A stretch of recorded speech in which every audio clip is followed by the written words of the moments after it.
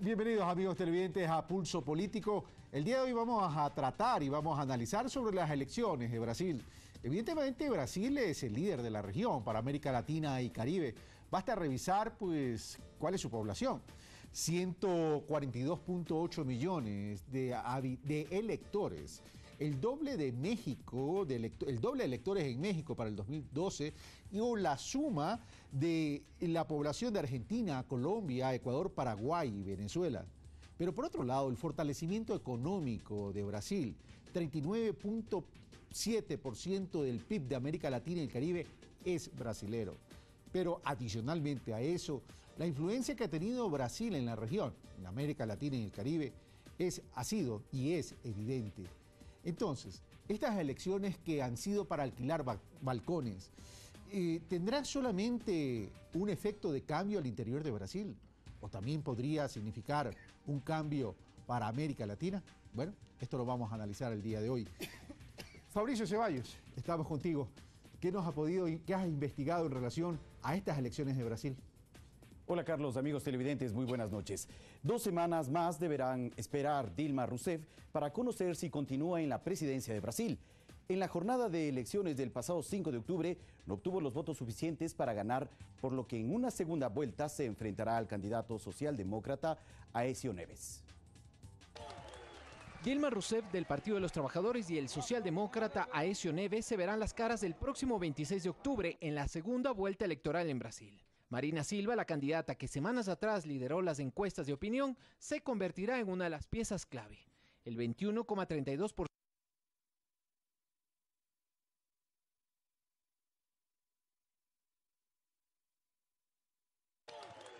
Dilma Rousseff del Partido de los Trabajadores y el socialdemócrata Aécio Neves se verán las caras el próximo 26 de octubre en la segunda vuelta electoral en Brasil. Marina Silva, la candidata que semanas atrás lideró las encuestas de opinión, se convertirá en una de las piezas clave. El 21,32% de la intención del voto alcanzado por la ex aspirante del Partido Socialista en la elección del pasado domingo 5 de octubre definirá al nuevo mandatario de ese país de más de 200 millones de habitantes. Tras conocerse los resultados oficiales, la candidata presidenta insistió en alertar a sus votantes sobre los peligros de volver al pasado. Y que nuevamente tendremos una batalla con el Partido de la Socialdemocracia Brasileña, que gobernó solo para 1/3 de la población y que abandonó a los más necesitados. El pueblo brasileño no quiere regresar a los fantasmas del pasado. Aécio Neves, un economista y nieto del exmandatario Tancredo Neves, es uno de los más severos críticos de Rousseff y su antecesor, Luis Ignacio Lula da Silva. Pido a mis seguidores en todo el país, incluso a aquellos que deseaban la victoria en la primera ronda, que no depongan las armas. La campaña no ha terminado todavía. Estamos a solo la mitad del camino. Vamos a continuar hasta el final. Estamos apenas na metade da travesía. Vamos concluirla. El mayor reto para el próximo gobierno será recuperar los índices de crecimiento económico alcanzados en la última década y en especial superar la denominada recesión técnica a la que llegó en el primer semestre de este año. Néstor Aguilera, Pulso Político. Dilma Rousseff y Aécio Neves medirán fuerzas este 26 de octubre, día en que se conocerá si permanece en el poder por 4 años más la candidata del Partido de los Trabajadores o si Brasil decide dar una nueva oportunidad al postulante de la socialdemocracia. Carlos, inicias tú con el debate. Gracias, Fabricio, así es. Y bueno, iniciamos con el debate y poco a poco lo iremos presentando a nuestros invitados. En todo caso, comienzo con la dama, Carol Murillo. Carol, estas elecciones en Brasil y escuchando los discursos tanto de Dilma Rousseff como de Aécio Neves, daría la impresión que es el gran debate entre los gobiernos progresistas y la socialdemocracia en la región. Es decir, por un lado la redistribución de los recursos y por otro lado el desarrollo corporativo empresarial. ¿Estamos frente a eso en estas elecciones de Brasil? Sí y no. Sí, porque no es la socialdemocracia, es el neoliberalismo. Y 2, porque a veces es fácil juzgar al gobierno del PT, de Lula y de Dilma Rousseff, es decir, los últimos 12 años, sin ver los años anteriores que fueron de una larga dictadura. Entonces, la dictadura y los gobiernos neoliberales y los gobiernos de Lula y de Dilma. Entonces, si uno hace la comparación de esos procesos, lo que se ha logrado en el gobierno del PT es enorme. Pero obviamente una sociedad como la brasilera, enorme, y con el peso geopolítico que tiene actualmente, parecería que quisiéramos más. Pero yo creo que el peso económico y geopolítico que tiene Brasil en este momento es importantísimo, y creo que se juega eso. Se juega eso haciendo la comparación y una comparación absolutamente crítica de esos tres periodos: el periodo de la dictadura, el periodo del neoliberalismo y el periodo del Partido de los Trabajadores. Para Carlos Murillo, Aécio Neves no es socialdemócrata, sino neoliberal, pero en todo caso, ¿qué es lo que ha pasado para que Dilma Rousseff tenga dura estas elecciones? Recordemos que antes estaba muy holgado y ha disminuido. ¿El tema económico, a pesar de los programas sociales que mantienen su política de gobierno, le ha afectado tanto? Marcelo. Sí, un gusto estar aquí contigo, Carlos. Yo creo que fundamentalmente el tema fundamental de estas 3 semanas va a ser el tema económico. Eso es evidente. El Brasil en este momento no está en el mejor momento. Está en un momento de crisis, con un crecimiento por debajo de todas las expectativas, menos de 1%, con una inflación que ha sobrepasado también las expectativas, hay síntomas de desempleo, es decir, hay una situación económica que tiene que ser enfrentada inmediatamente para que estas alarmas, estas sirenas de alarma que se han prendido, pues se apaguen. Entonces el debate va a ser sobre el tema económico, y precisamente ahí es lo que Neves ha podido captar electorado, que le hacen pasar de un tercer puesto a un segundo puesto y le presentan para la segunda vuelta. Él hábilmente se ha presentado precisamente que es la persona adecuada para el cambio que piden los brasileños. Bueno, él es economista, o sea, ahí podría quiere explotar esa fortaleza de economista. De economista, pero precisamente tenemos que pensar en algo en el Brasil que nos estamos olvidando. El Brasil en los últimos años, y particularmente a raíz del Mundial, se manifestó que era necesario un cambio, que hay que cambiar, que no se puede seguir por las mismas rutas. Y veamos algo, las encuestas sobre lo que quieren los brasileños presentan que un 55% quieren un cambio, un 55%. Y si tú sumas los votos de Aécio con los de Marina, curiosamente coinciden con ese 55%. El tema del cambio es un tema fundamental que no hay que olvidar. Vamos a eso, Marcelo. Vamos a analizar el tema del cambio y vamos a analizar esta migración de votos o este endoso de votos que tú haces. Ahora, Marcelo Fernández de Córdoba dice, el tema económico va a jugar un papel importante en estas 2 últimas semanas. Recordemos que las elecciones en Brasil, o la segunda vuelta o el balotaje, es el 26 de octubre. Pero a pesar de que se critica mucho el tema económico a Mauri, el PT tiene una credencial interesante para mostrar, que son 36 millones de brasileños que salieron de la pobreza.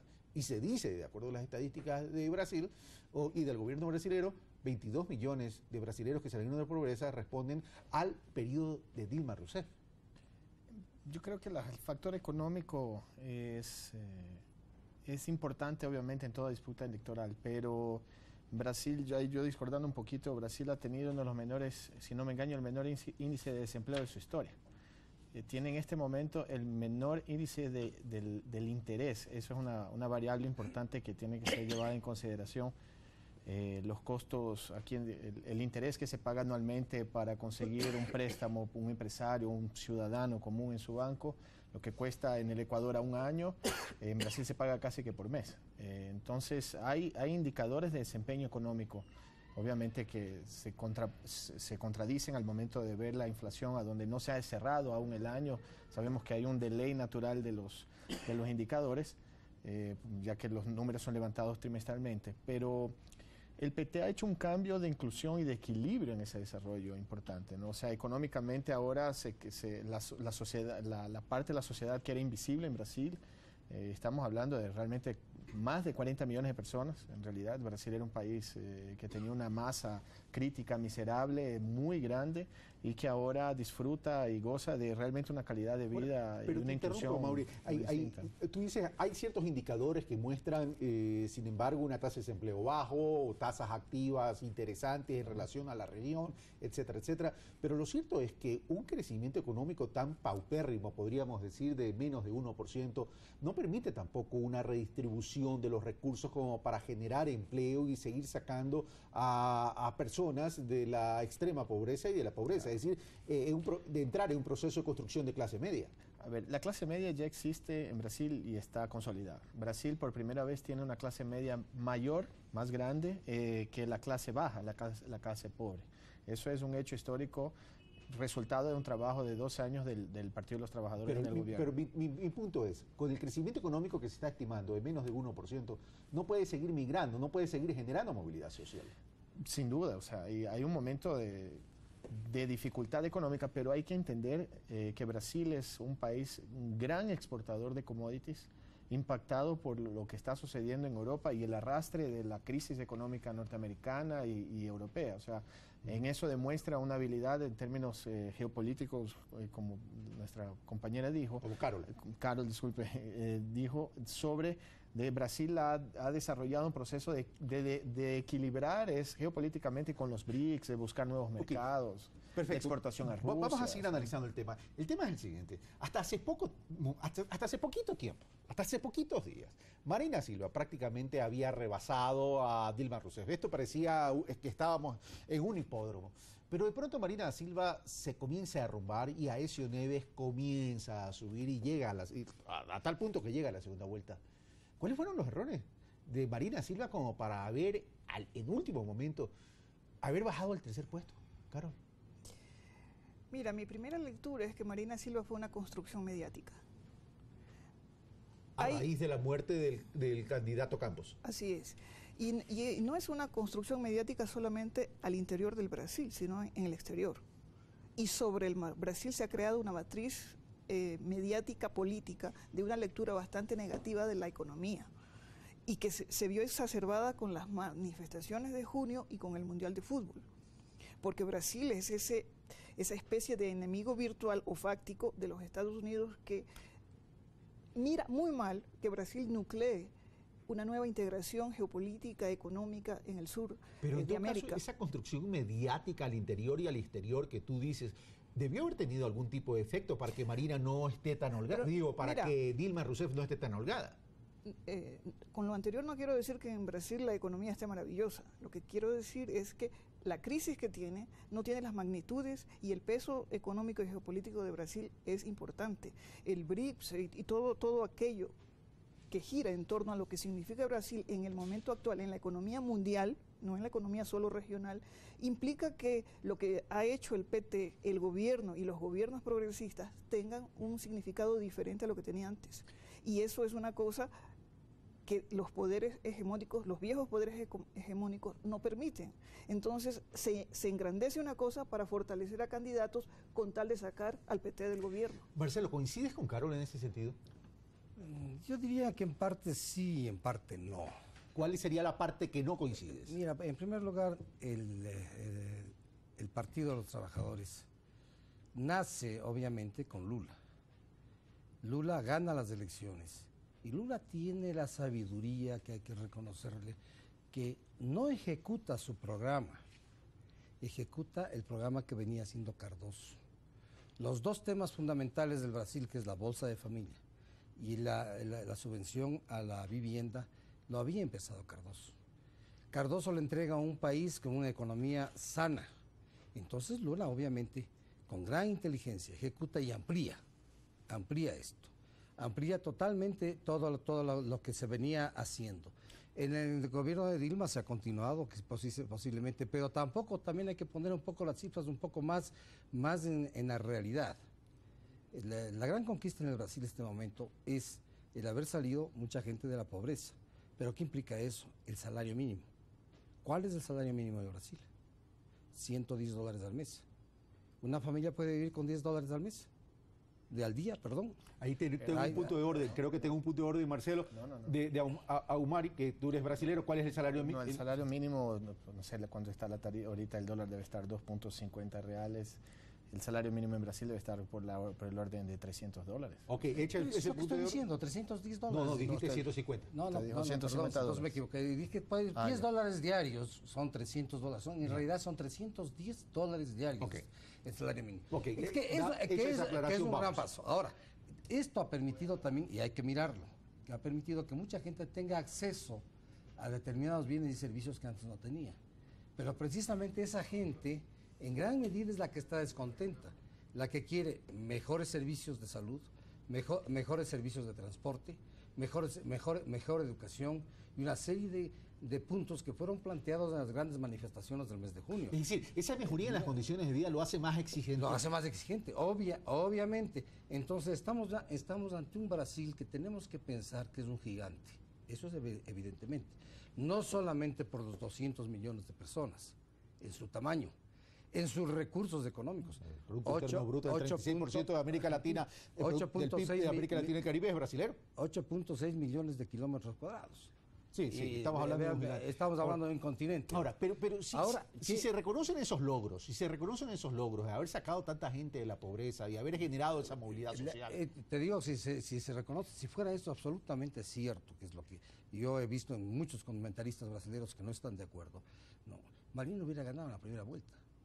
¿Y qué es lo que ocurre? En estas elecciones tiene menos votos que lo que tuvo en la elección anterior. Ojo. Hay un porcentaje, por otro lado, que aquí se le viene muy difícil. El porcentaje de abstenciones es sumamente alto. De acuerdo con las estadistas, es un 19%. Entonces, el panorama no es tan sencillo. En un Brasil que es multifacético. Permitamos a Mauro y Marcelo que quieres opinar algo sobre este tema. O sea, en realidad hay una información muy importante.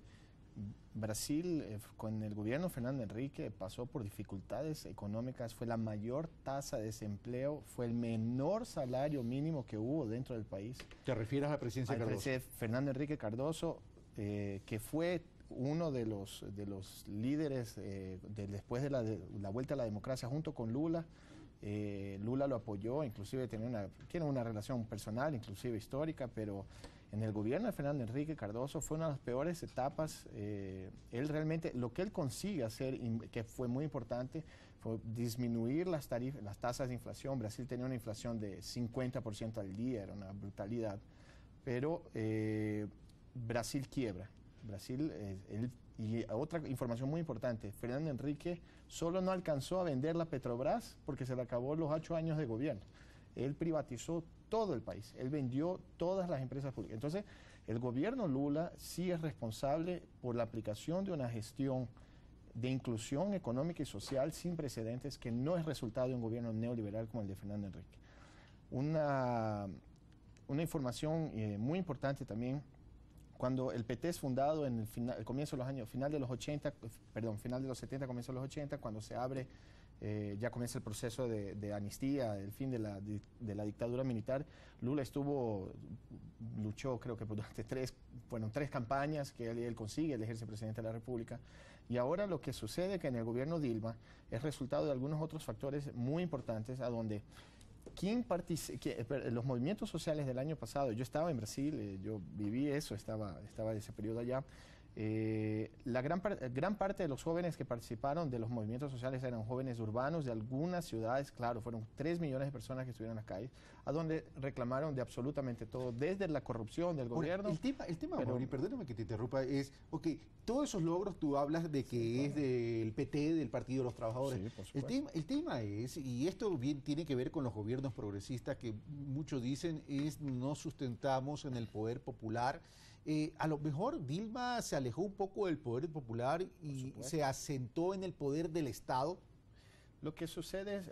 Lo cual significa alejarse de la ciudadanía, ¿no? No es que ya se alejó de la ciudadanía. Yo tengo para mí son dos factores claros en que hubieron en Brasil, en el punto de Dilma. Primero, Dilma ella no es fundadora del Partido de los Trabajadores. Ella es una opción después de una crisis interna del partido y hubo todo un proceso jurídico muy controversial en Brasil. Dilma asume el cargo de ministra jefe de la Casa Civil, que es referencia a lo que es el secretario nacional de la Administración Pública, como una consecuencia de un cuadro formado muy serio, pero ella no tiene una relación de base sindical como lo tiene, por ejemplo, Lula. Entonces, realmente hubo un distanciamiento. Ella tiene un gobierno mucho más ejecutor que político. Ella no es una figura política, es una figura lo cual podría significar una desventaja. Los invito a que vayamos a una primera pausa. Marcelo, te quedaste con ganas de hablar, pero regresamos y te doy la palabra. Una pausa y regresamos.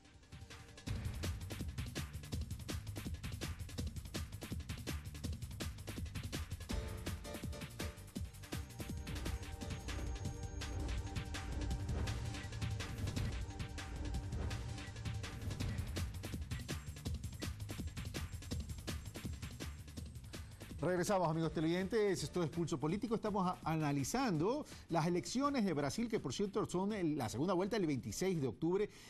Los cambios que se podrían generar dependiendo de los resultados al interior de Brasil, pero también el impacto que podría generar esto en la región, es decir, en América Latina y el Caribe.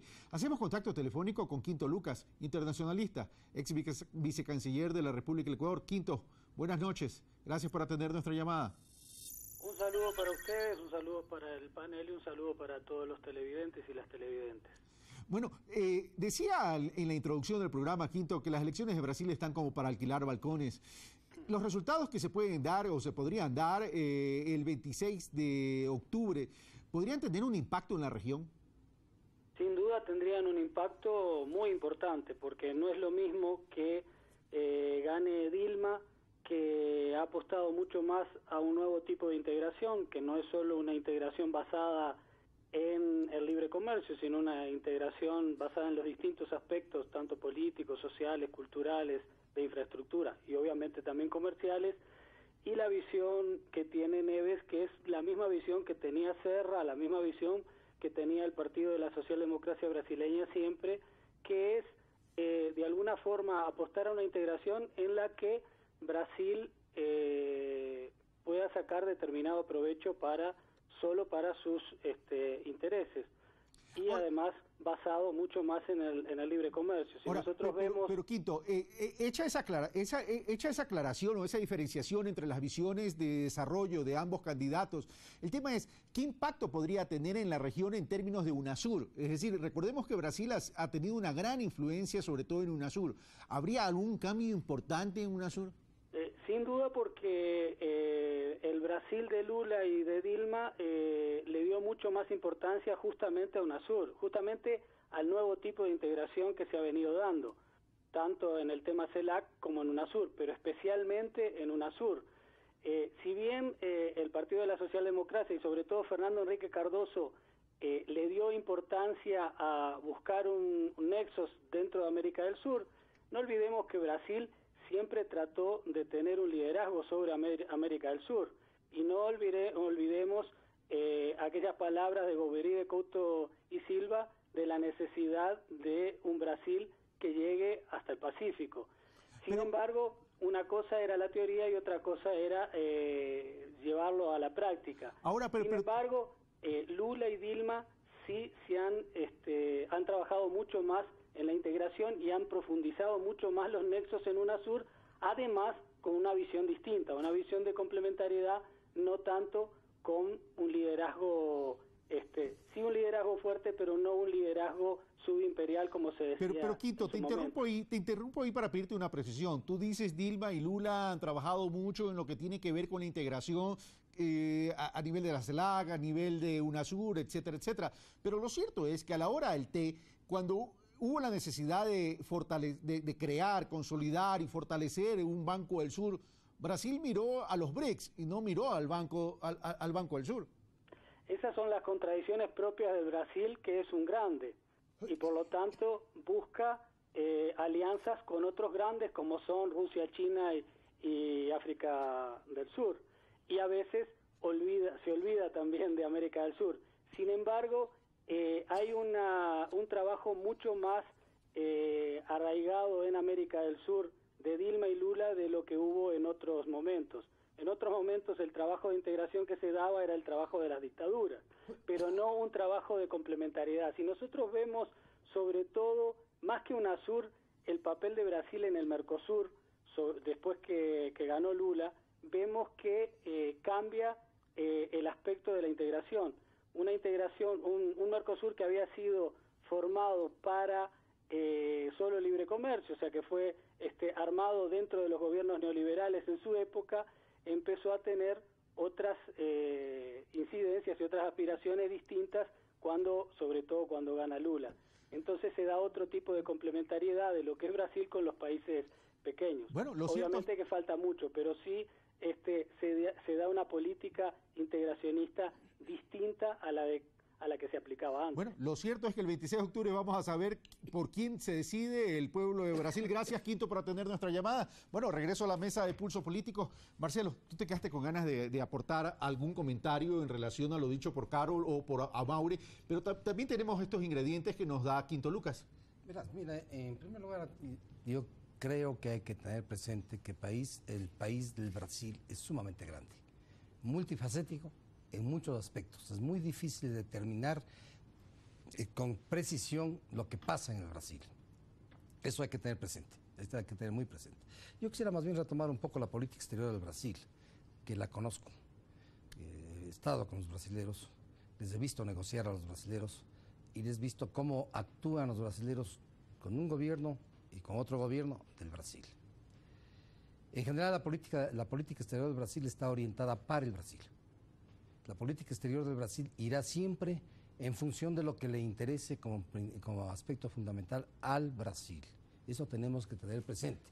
Y quizás de ahí se deriva que en realidad hay que reconocer el Brasil uno podría pensar que el Brasil con su peso específico podría tomar un liderazgo en América Latina y representar a América Latina y no lo hace. No asume ese liderazgo. No asume ese liderazgo. Lula lo pudo hacer. No lo asume. Vemos que el Brasil camina y por ahí se queda. La política exterior en el Brasil también tenemos otro aspecto que es fundamental. Tiene ciertos trazos de política de Estado, que no importa quién gobierne. Y eso tenemos que verlo de la gran tradición desde el Barón de Río Branco, que es el gran canciller del Brasil, el que crea las fronteras del Brasil, el que crea realmente la diplomacia del Brasil. Es decir, el Brasil tiene una política de Estado. Una política de Estado que no cambia sin importar la ideología que esté en el gobierno. Tiene sus variantes, obvio. Tiene sus variantes, démosle más dinámica. Pero tiene principios básicos del Brasil que no los... Sé que Quinto Lucas está en la línea. Quinto, te agradeceré que nos espere porque voy a seguir consultando contigo. Voy donde Amaury. A ver, tenemos dos ingredientes aquí, el de Quinto Lucas y el de Marcelo Fernández de Córdoba, en el sentido que Marcelo dice, la política exterior, debo interpretarte, flemática, no cambia sin perjuicio de la ideología. No tiene cambios muy grandes. No tiene cambios muy grandes. ¿Eso perjudicaría a la visión de integración? Una información es realmente lo que él dice, es verdad. En Brasil el Itamaraty, o sea, la gran mayoría de los embajadores son de carrera. Y el Itamaraty es manejado, es una institución per se. El Itamaraty es la Cancillería brasileña. Todos los embajadores son de carrera. Claro, todos, ¿no? Todos son de carrera y los ministros. La Academia de Río Branco es realmente la gran... cuota política. Sí, o sea, obviamente sabemos, debe existir algún manejo a donde el canciller de alguna manera debe... Pero Brasil, nosotros podemos mirar hacia nuestra región, sabemos, el gobierno Lula le dio prioridad absoluta a las importaciones de productos de los países de América del Sur. Eso es primordial recordar. Y Lula, mirando hacia afuera, fue un gran líder mundial que ha trabajado hasta ahora para que los países perdonen las deudas de África. Lula ha trabajado muchísimo y muchas empresas se han instalado. Obviamente hay oportunidades de negocio. Es Lula, pero estamos hablando de Dilma. No, a ver, pero hay una continuidad y eso tiene que ser llevado en consideración, continuidad de esa política de Estado apuntada hacia África. Ahora yo vivo en Brasil y eso es verdad. Hay una distancia, sí hay una distancia del gobierno Dilma con América del Sur. Ahora, pero esa distancia que hay de la política de Dilma con América del Sur, es decir, pero también lo tuvo Lula. Es decir, Lula tenía todo para liderar UNASUR y Lula tuvo, incluso ya retirado. Sin embargo, Brasil no lo ha hecho. Yo fui testigo de una reunión de UNASUR donde fue Dilma Rousseff y es tremendamente fría con sus colegas sudamericanos. Va, habla y se va, y se levanta. Es decir, no hay una verdadera integración. ¿Por qué Brasil no quiere asumir ese liderazgo que por peso económico y político en la región lo podría tener? Carol. Bueno, pero es que estamos viendo, siempre vemos las dos caras, ¿no? Hacerse cargo del país interno es una demanda gigantesca porque es un país complejísimo. Pero tiene una estructura sólida, Por ¿no? supuesto que sí, pero al mismo tiempo le pedimos un liderazgo regional y una capitanía de América del Sur. Y sin embargo, nosotros tampoco miramos hacia el Brasil y a veces cuando miramos lo hacemos con tremendo recelo, porque creemos que más tiene alianzas, como decíamos aquí, con ciertos otros países, con los grandes países y no con los de América. Y tienen una rivalidad también con México. Es decir, es un país que está despuntando en un momento sumamente difícil, pero al mismo tiempo con estos gobiernos, digámoslo así, progresistas, por no buscar otro término, es el momento en el que le pedimos más. Sin embargo, antes tenía un peso específico y sin embargo no tenía las conexiones que tienen en las actuales condiciones. Y además, una cosa importantísima que me parece, o sea, Brasil tiene una mirada multilateral, a pesar de los gobiernos. Sí ha pretendido una mirada de un multilateralismo en las relaciones internacionales, pero les demandamos siempre más a estos gobiernos. A ver, Quinto, voy contigo de nuevo, ¿estás en la línea? No. Quinto. Sí, aló, estoy en la línea, estoy escuchando. Ok, bueno, escuchaste los comentarios tanto de Amauri, Carol y Marcelo en ese sentido. ¿Le demandamos tanto a Brasil o es que los intereses de Brasil están por otro lado? Bueno, yo creo que también hay que agregar otra cosa, que para los gobiernos progresistas brasileños tienen una gran carga. Siempre se pintó a Brasil como un país subimperialista que quería ejercer un liderazgo sobre toda América del Sur, prácticamente como un subimperio.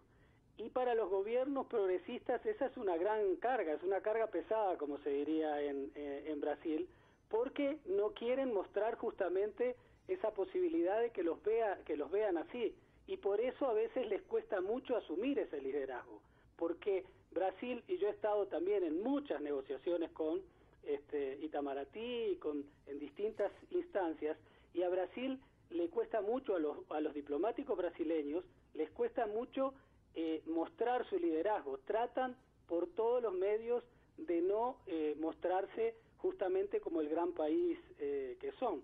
Eso es real, es una de las cosas que les ocurre.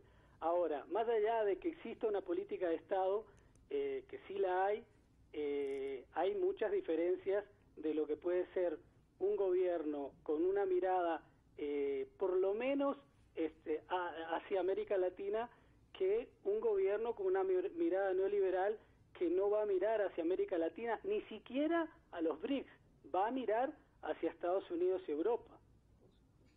Bueno, ahora, pero vamos a lo siguiente y no te me vayas, Quinto, y continúo con Marcelo. A ver, Marcelo, aquí voy a hacer una pregunta de geopolítica regional, realmente. Es decir, ¿los gobiernos progresistas están en un punto de quiebre en descenso? En primer lugar, habría que ver quiénes son los gobiernos progresistas, porque es una etiqueta que se pone actualmente de una manera un poco liberal, digamos así. No, yo diría que lo que está ocurriendo actualmente en muchas partes es más bien un tema de pragmatismo, de buscar soluciones pragmáticas a problemas que se presentan día a día y que requieren soluciones inmediatas, ¿no? Y yo creo que por ahí va lo que está ocurriendo. Evidentemente que hay un retome si tú quieres llamar, de lo que ocurrió hace algunos años. Por ejemplo, en este momento estamos mirándole a Francia y que posiblemente el expresidente de Francia ha retornado a la vida, Sarkozy ha retornado a la vida política, y está con muchísima fuerza. Parecería en este momento que si este rato son las elecciones, él podría ganar después de que perdió las elecciones anteriores con Hollande, el actual presidente, que está en el momento más bajo de popularidad. Te replanteo la pregunta, ya que tú dijiste, habría que ver cuáles son los gobiernos, qué es un gobierno progresista y cuáles son los gobiernos progresistas. Hablemos de la izquierda. ¿De la izquierda? ¿Cuál izquierda? ¿De la izquierda regional? Bueno, pues yo te voy a decir, por ejemplo, yo estaba leyendo algo muy interesante en una editorial esta mañana de un diario internacional que analizaba el Brasil está en la izquierda o está en la derecha, el Brasil actual, Brasil de Dilma. Y entonces el análisis es muy interesante, dice, mire, si miramos y comparamos al Brasil con la socialdemocracia nórdica... Creo que me acabas de calentar la mesa. No, con la socialdemocracia nórdica, el Brasil está a la derecha. Ok, pero si miramos, es decir, hay varias tonalidades para poder... No se puede hacer una calificación, encuadrar a las cosas en patrones preestablecidos, porque te acabo de ver esto. Y a mí me sorprendió cuando yo veía, decía, a ver, la izquierda del Brasil, si la comparamos con la izquierda de los países nórdicos, está a la derecha. Ok, le preguntemos a Carol. ¿Brasil está a la izquierda o a la derecha? ¿Y ese gran signo de interrogación de los gobiernos progresistas en la región? Bueno, nos pasaremos 3 horas aquí definiendo progresismo, izquierda o tonalidades. Lo cierto es que Brasil es diferente a un proyecto neoliberal. Yo lo que te diría, si me perdonas interrumpirte, hay un gran peso de la preocupación social, que eso es otra cosa. Ok, vamos a esa, las soluciones pragmáticas que dice Marcelo. Sí, pero la preocupación social es la característica de todos los gobiernos progresistas. Pero no es exclusivo. En América del Sur es muy claro quién es izquierda y quién es países progresistas. Sino que no es solamente preocupación por la izquierda o políticas públicas, sino también una concepción del Estado, del papel del Estado en estas sociedades. Un papel que el Estado no tenía hace 5 o 10 años. Una reivindicación del Estado. Pero por supuesto, una institucionalización diferente. Entonces, eso me parece que es absolutamente claro, no solamente en el Brasil, sino en nuestros otros países. Entonces, hay una recuperación de lo público, una recuperación de unas políticas que no se tenían antes, porque mira, una de las cosas más contradictorias, por ejemplo, de Marina Silva es, por poco declaró la privatización de Petrobras. Es decir, había una filosofía, había una concepción y había una manera de asumir. El tema es que Marina político se alejó de sus orígenes para entrar a otro campo. En ese sentido. Sí, porque cayó en una serie de contradicciones porque se las comenzó a pintar como un y eso fue una de las principales razones que bajaron. Ahora, este tema de la reivindicación del Estado, Amaury, versus esas soluciones pragmáticas, es decir, Marcelo dice, es que Brasil no responde a un libreto predeterminado, esa parte es mía, te la estoy interpretando, no responde a un libreto determinado. Brasil lo que tiene son políticas pragmáticas y la gente quiere soluciones pragmáticas, pero daría la impresión, con base en lo que estás diciendo, es que Dilma ya no estaría ni siquiera representando esas soluciones pragmáticas en esta campaña. Bueno, por lo menos está en discusión. Vamos a Mauri. Lo que sucede ahorita, si basamos una visión clara sobre los resultados de encuestas y de elecciones, tiene que ser llevada en consideración otras variables, como por ejemplo problemas serios comunicacionales del gobierno Dilma. Es importante recordar que en Brasil... No es el único gobierno que tiene serios problemas comunicacionales. Sí, pero no tiene un aparato comunicacional que lo defienda y no se manejó. Y lo mismo sucedió con el PT. El PT viene trabajando con una inercia que cree que la figura de Lula puede arrastrar y no es así. O sea, hay un proceso comunicacional claro donde debe posicionar qué ha hecho y son incontables. Pero el tema es más allá de la falla, es cómo está llegando al electorado. Por eso quiero decir, pero a la misma vez el gobierno de Dilma acentuó un proceso de dejar esa clase media que nace dentro del gobierno Lula, que de alguna manera tiene otras aspiraciones y sabemos que cambia porque las necesidades no es si voy a tener que comer mañana, o sea, yo tengo ya una proyección de planificación de vida, de todo lo demás. Se cambia un proceso, se cambia una sociedad a donde el gobierno no lo comprendió, no acompañó esos cambios, tuvo una gestión muy pragmática en términos de resultados, en términos de obras. Es el país que más, en este momento, más invierte en infraestructura en el planeta. O sea, pero Dilma se ha equivocado en ese manejo. ¿Qué resulta? De que los medios de comunicación y de un gran trabajo hecho por el PSDB en reposicionar esa postura neoliberal como una opción, se dio y el PT ha demorado y el gobierno demoró muchísimo. No ha tenido capacidad de reacción. No tuvo, ni siquiera se había dado cuenta y cuando se dio cuenta que vienen las manifestaciones no reaccionó. Bueno, te voy a dejar planteado una pregunta porque tengo que irme a un corte. Anotar 2 palabras. A ver, los dos cada uno. Porque, perfecto, sí, primero la dama y luego Marcelo. Yo solamente quiero anotar 2 puntitos. Pero rapidito porque tengo que irme al corte y me matan arriba. Quería decir algo sobre las clases medias dentro de las políticas de los gobiernos progresistas. Son su mayor aliado y son su mayor enemigo. Claro. Porque son gobiernos de clases medias, construyen una clase media pero ajena a una concepción de verdad de ruptura. No son de ruptura. En la cuestión de comunicación hay que mirar algo. Por cada 12 minutos de la televisión de Dilma, Marina tuvo 2 y Neves tuvo 4. Bueno, es decir, en la segunda vuelta no va a ser así. No va a ser así, pero no quiere decir que había falta, había más bien exceso de comunicación por parte. Hecha esa aclaración, señor, tengo que irme a un corte, Nos vamos a un corte y regresamos.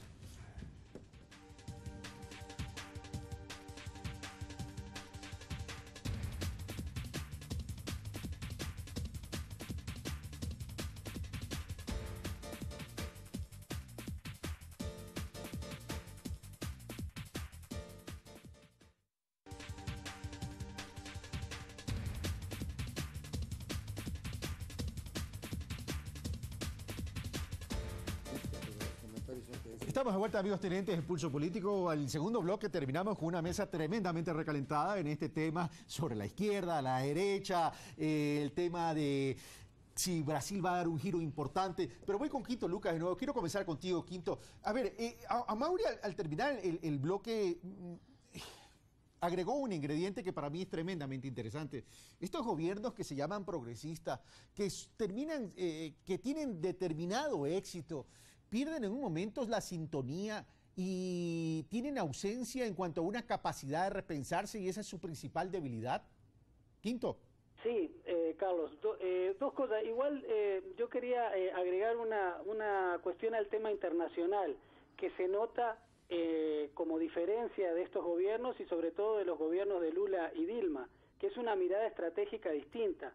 Solo el hecho de posicionar los BRICS y jugarse a los BRICS es una mirada estratégica distinta a la que tenían los gobiernos anteriores, que tenían un vínculo mucho mayor con Estados Unidos sobre todo.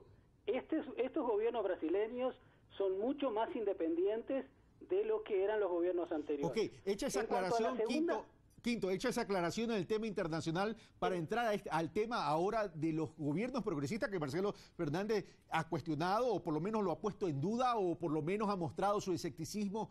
Estos gobiernos que comienzan a tener grandes resultados en lo social, poco a poco se van durmiendo producto de ese gran capital político y no se dan cuenta cuando se van desgastando y cuando lo van perdiendo y pierden esa capacidad de repensarse. Yo creo que sí, que tienen un grave problema en la capacidad de ir viendo lo que está ocurriendo en el camino y además abrir una mayor participación a la gente, cosa que ocurre al comienzo de esos gobiernos, pero después como que se van anquilosando y se van burocratizando. Pero también hay otra cosa, para la juventud, sobre todo, una juventud que, digamos, niños que tienen 10 años cuando iniciaron estos gobiernos y ahora tienen 20 y algo de años, ellos, lo viejo para ellos es justamente estos gobiernos, no son los gobiernos anteriores, porque lo que conocen son los 12 años del gobierno del PT. Pero eso está ocurriendo también en Uruguay y de alguna forma en otros países, que los jóvenes actuales de 20 y pocos años de alguna forma no se ven totalmente sintonizados, o cada vez se ven menos sintonizados en estos gobiernos, porque es lo único que vieron. De alguna forma lo viejo es lo que vieron en estos 10, 12 años de gobiernos. Está ocurriendo en Uruguay con el gobierno del Frente Amplio. Todas esas cosas hay que repensarlas, y a veces a los gobiernos progresistas están tan acostumbrados a la victoria que no se dan cuenta lo que van dejando atrás. Ahora, y ya para terminar contigo, Quinto, te pregunto lo siguiente, ¿y estos gobiernos no están confundiendo exposición con comunicación?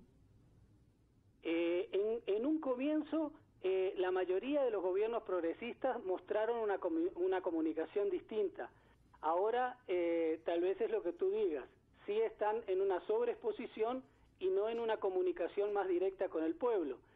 Si nosotros vemos lo que está ocurriendo en la mayoría de los países, tal vez en Brasil sí ha habido una mala comunicación, pero en otros países que se suponía había una buena comunicación, cada vez más esa comunicación se va transformando en sobreexposición y también es contraproducente y se vuelve contra esos propios gobiernos.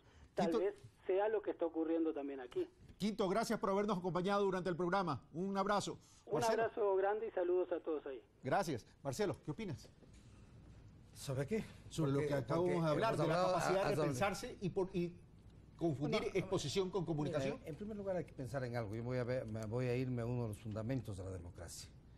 Uno de los fundamentos claves de la democracia es la alternabilidad, que precisamente permite que un gobierno se consolide, haga su labor y deje un espacio para que exista otra opinión, otro gobierno y que se puedan alternar en el tiempo. Yo creo que eso es fundamental. Cuando se pierde la alternabilidad, se cae en todo lo que acaba de decir Quinto. Cuando se pierde, cuando hay un continuismo demasiado largo, uno de los defectos es eso. Precisamente van perdiendo sintonía. Van perdiendo sintonía, van pensando, no se repiensan. Van pensando que la única verdad está en un solo lado y se alejan de lo que... La única verdad está en un solo lado. ¿Pensamiento único, Carol? Mira, una cosa es la alternabilidad y otra cosa es la continuidad de un proyecto político, la consolidación de ese proyecto político.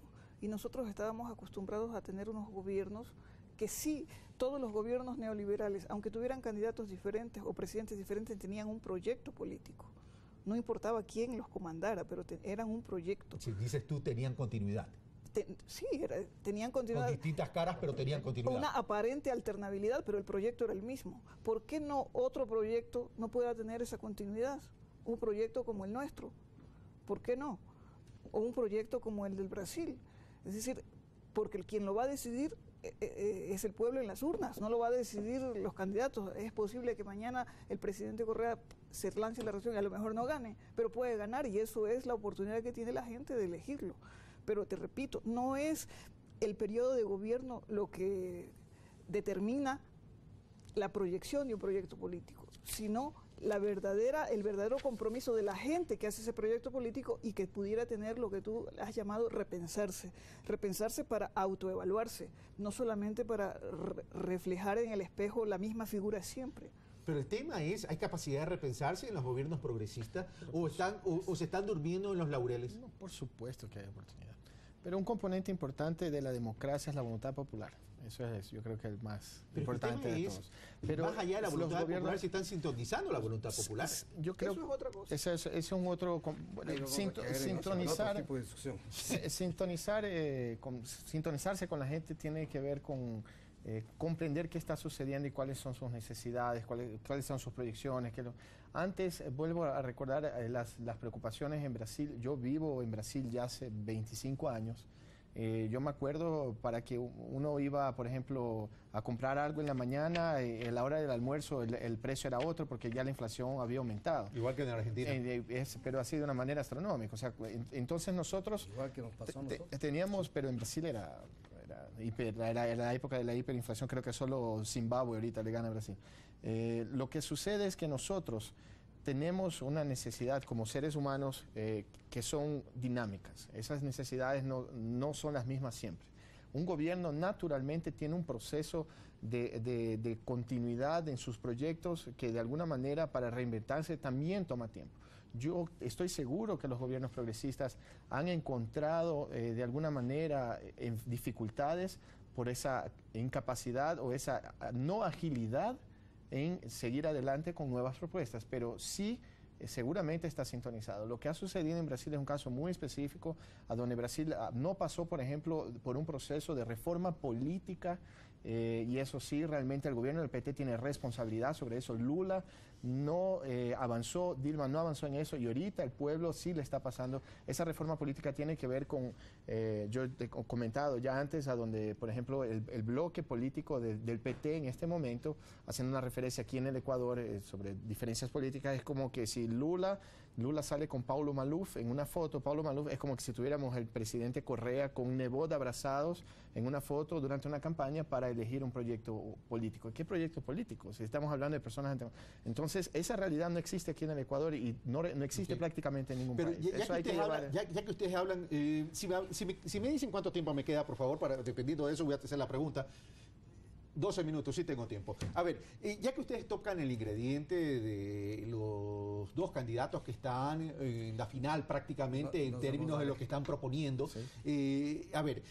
Dilma privilegia un gasto público para dinamizar la economía y para incentivar la demanda. En cambio, Aécio Neves habla de una economía austera, que es la fiel política del Fondo Monetario Internacional para controlar el gasto público y se concentra mucho en la inflación, cosa que a los gobiernos progresistas no les interesa la inflación porque dice mayor distribución de riqueza, mayor demanda, por tanto dinamizo la economía. Ahí están las grandes diferencias. Hay un punto que te estás olvidando de Neves, que hay que preguntarlo cómo lo va a hacer.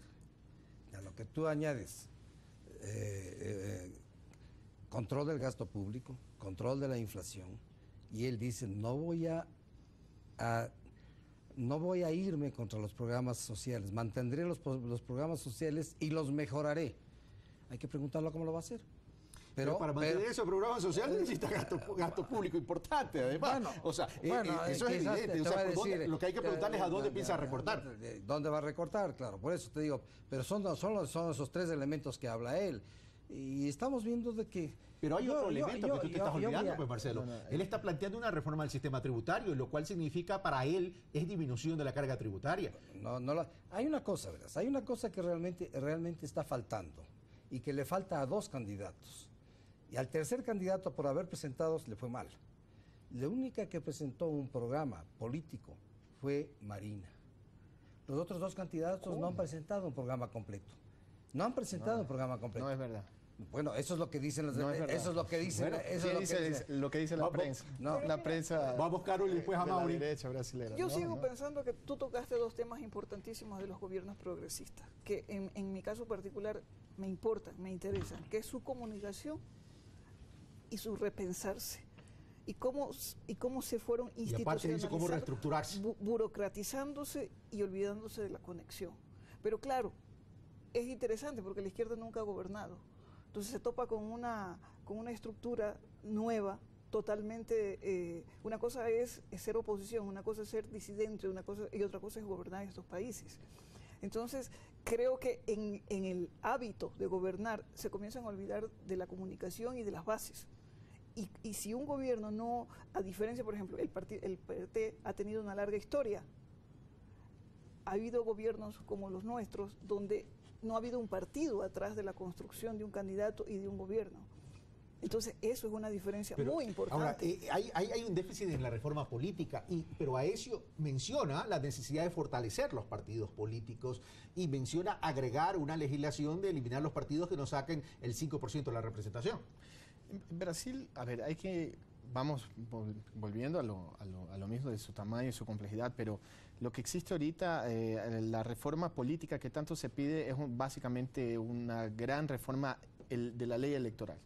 Hoy el tiempo de televisión, existe un programa de televisión que pasa en la mañana y en la noche, y de 1 hora, y ese tiempo se divide entre las candidaturas conforme el tamaño de su bloque en el Congreso. La primera vuelta fueron 11. Claro, en eso Dilma ganó, tuvo 12 minutos, tuvo el mayor tiempo, pero lo que es importante comprender es que Brasil, y ahí sí está en la cuenta del Partido de los Trabajadores, no realizó esa reforma política para realizar esa ruptura. El gobierno del PT, diferente de Ecuador, no rompió las estructuras que existían establecidas neoliberales. Eso es un hecho. Ok, señores, me quedan apenas, si quieres concretar, te doy 30 segundos porque me quedan apenas 4 minutos y ya tengo que ir a las conclusiones. Lo que quiere decir es que Marina Silva no tenía un programa de gobierno estructurado, fue totalmente contradictorio, fue muy fácil tumbar esos argumentos contradictorios porque mal elaborados y pero algunas si son veces contradictorios, el programa no es sólido, No, Marcelo. no era sólido, no era sólido. Precisamente es una de las causas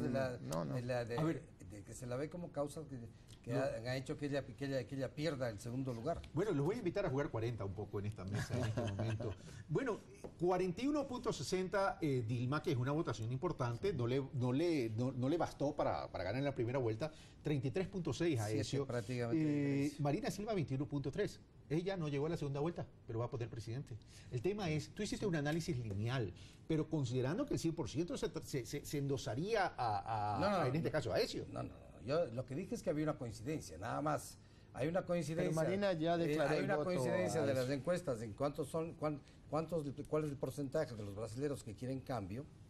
Hay una coincidencia con la votación de los es muy dos. Efímero hablar de cambio. Ahora, Todos los candidatos hablan de cambio. Eso hay que ver cómo se da. Los votos en general no son tan endosables. No hay titularización de votos. Pero vamos a lo siguiente. Precisamente ahí viene la incógnita, porque si fuera a traspasar los votos de uno a otro... Pero vamos a lo siguiente. A ver, tú dices, Marina ya prometió los votos a Aécio, pero el electorado no hace caso por quien votó. O sea, no es una migración lineal 100%. El tema es, si vemos el perfil político ideológico de Marina, si bien tuvo una tendencia a la derecha en un momento dado en la campaña, mejor dicho, no en un momento dado, en la campaña, ¿verdad? El que vota por Marina también vota de acuerdo al génesis de Marina. Recordemos que Marina estuvo en el gobierno de Lula, ¿no? No, en realidad el gran voto de Marina y prácticamente casi todo el voto del PSDB es un voto antipetista. El nivel de rechazo de Dilma en la primera vuelta estaba casi que al mismo volumen que ella tenía de intención de voto, que era el 34%. Eso quiere decir que el techo de Dilma es muy bajo para cualquier tipo de crecimiento. ¿Qué sucede? Naturalmente esos votos de Marina, la tendencia es que se migren hacia Aécio Neves. Pero existe sí una camada de indecisos. Tenemos exactamente, fue histórico la votación de no válidos, de votos no válidos, llegó casi al 30%, nunca había pasado eso en Brasil. Pero el tema es, ¿van a revertir esa decisión en ese momento a la segunda vuelta? Hay que ver, hay mecanismos, el tiempo es muy corto, hay un problema técnico electoral ahorita que Aécio está creciendo tremendamente. Tengo que ir con Carol y con esto termino. Carol, de acuerdo a lo que dice Marcelo, de acuerdo a lo que dice Amaury en cuanto al tema de esta migración de votos, difícil. Como se dice aquí en el Ecuador, ¿ya tenemos presidente? Bueno, lo que va a decidir el voto va a tener que ver con la proyección de Dilma y la capacidad que tenga de recuperar precisamente no solo los sectores populares un poco decepcionados, sino también esa clase media que le exige más y que, como decía hace un rato, es su aliada y su enemiga, la que ha creado matrices de opinión, la que posibilita en los medios de comunicación su opinión y su decepción. Entonces eso también tiene que ver con la percepción y la decisión que van a tomar los votantes. Carol, muchas gracias. Marcelo, muchas gracias. Amaury, muchas gracias. Y también gracias a Quito Lucas, pero sobre todo gracias a ustedes, amigos televidentes, por haber participado y habernos permitido compartir con ustedes este análisis interesantísimo sobre la política brasilera relativo a las elecciones del 26 de octubre en la segunda vuelta. ¿Y qué cambios podría generar al interior de Brasil? ¿Y qué cambios al interior de la región, América Latina y Caribe? Esto fue Pulso Político. Soy Carlos Rabascal y yo los espero el próximo martes. Gracias.